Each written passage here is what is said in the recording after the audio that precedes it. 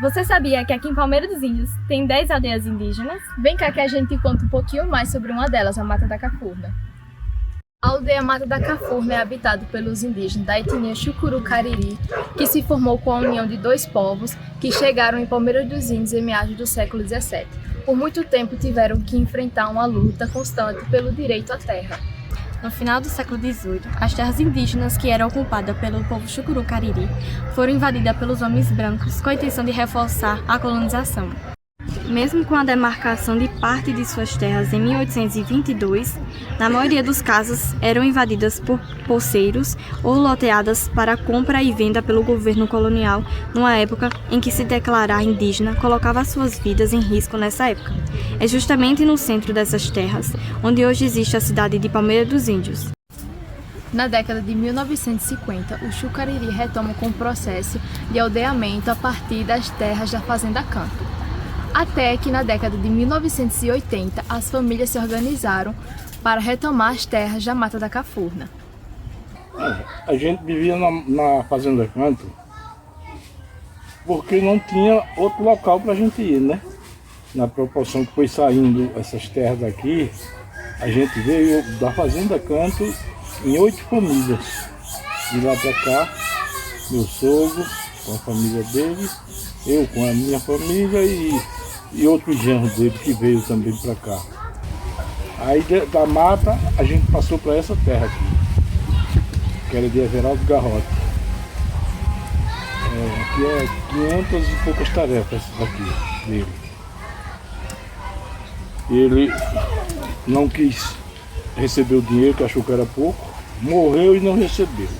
Quem recebeu foi a viúva dele, a mulher dele, foi quem veio receber. Estava depositado na conta da justiça, recebeu na época 126 mil por essa terra, todinha. Não pela terra, né, que a terra já era indígena, só pelo benefício que ele também não tinha nenhum. Acabou com essa terra botando veneno, hoje a gente não pode plantar nada que não dá nada porque o veneno acabou com a terra.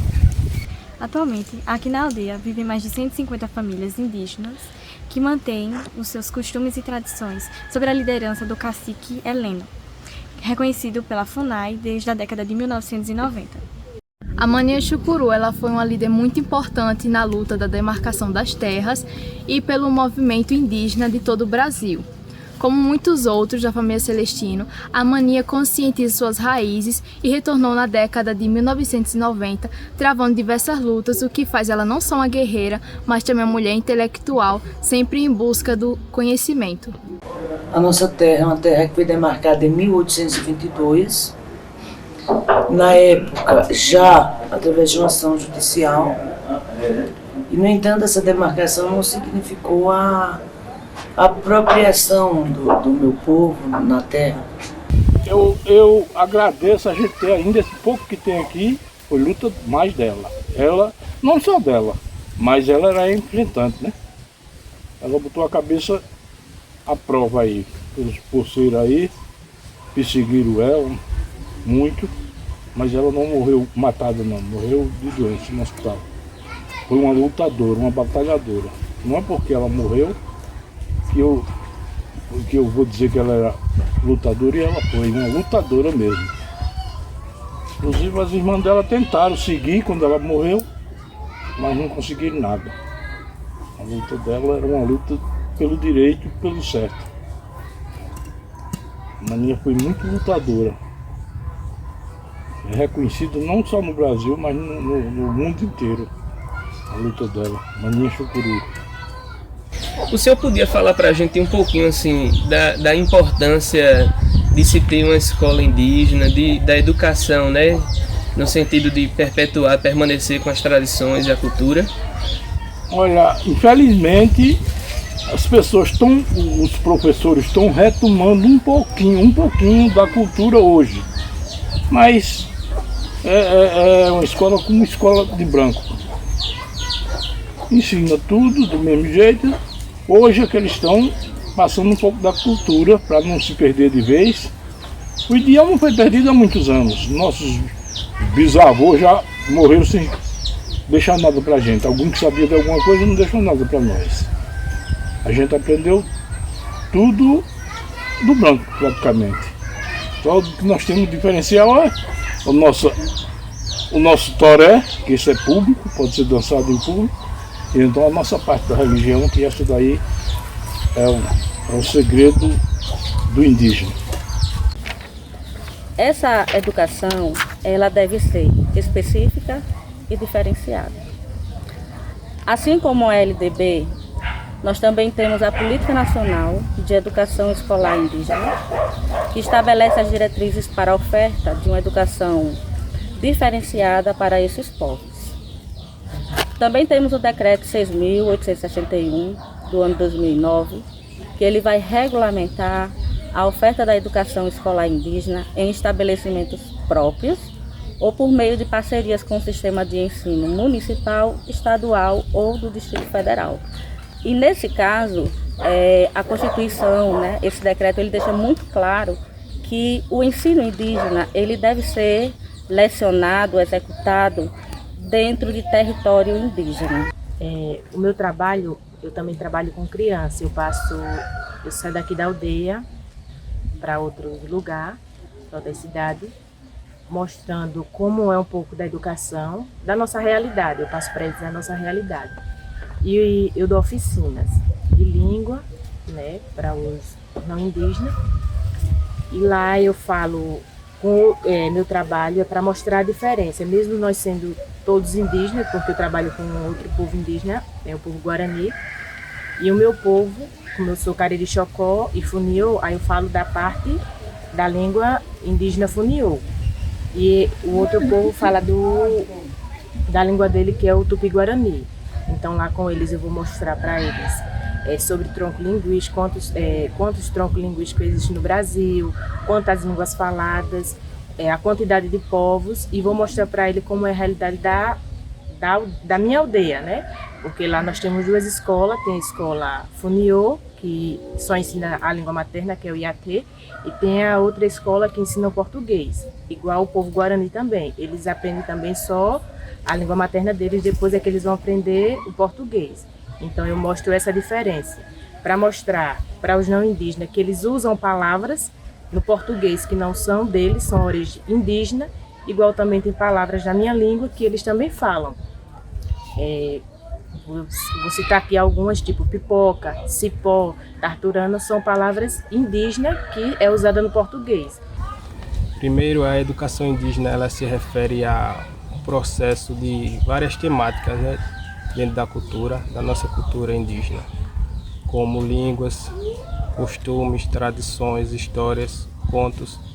Por exemplo, a língua da gente, ela foi perdida há um pouco tempo atrás, dos nossos passados, dos nossos mais velhos, e daí então os mais novos, com esses costumes que vem trazendo do povo não indígena, em estar inserido dentro da sociedade, vem tentando o máximo resgatar. Existem alguns trabalhos, algumas matérias, algumas divulgações de alguns tipos de resgates de línguas, mas a nossa língua indígena ela não foi perdida totalmente. Ela existe na nossa cultura diariamente. Um exemplo muito grande é o nosso toré, O nosso toré ele nunca é cantado na língua brasileira, no português brasileiro. Ele é cantado por nossa língua, nossa própria língua. Isso é a nossa língua materna, A gente não sabemos o significado de algumas palavras, mas sabemos que ali traz a nossa língua e nossos passados. Como também no nosso ritual, existem várias formas do nosso ritual que se refere à nossa linguagem, Só que nosso ritual é uma particularidade nossa.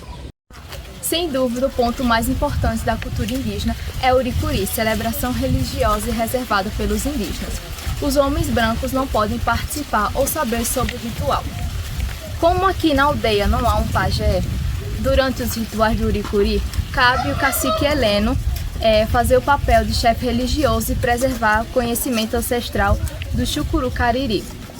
A aldeia Mata da Cafurna possui 2 Uricuri, o segundo sendo liderado por outro grupo de indígenas aldeados, uma vez que o crescimento da aldeia criou outras ramificações dentro do território.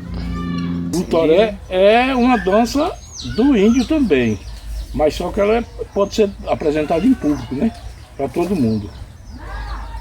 Agora, a nossa parte de lá é que é assim mesmo, eles ainda não perdem o costume, os brancos, de botar drone, helicóptero, para fotografar por cima. E não só a nossa aldeia. Porto Real do Colégio é a maior aldeia, uma das maiores aldeias. Eles foram lá numa parte da região e filmaram tudo por cima e ainda botaram nas redes sociais. Para nós, o Iricuri é a metade da nossa vida, podemos dizer. Porque o índio já perdeu quase tudo. Se perdeu o ritual religioso, aí pronto, acaba. Acaba de vez. Apesar da proximidade da aldeia com a região urbana, há grandes diferenças na cultura indígena e a cultura da cidade. E nós tivemos a grande oportunidade de ter conhecido um pouco mais sobre a cultura Chucuru Cariri e nós esperamos que vocês tenham entendido um pouco sobre a cultura indígena.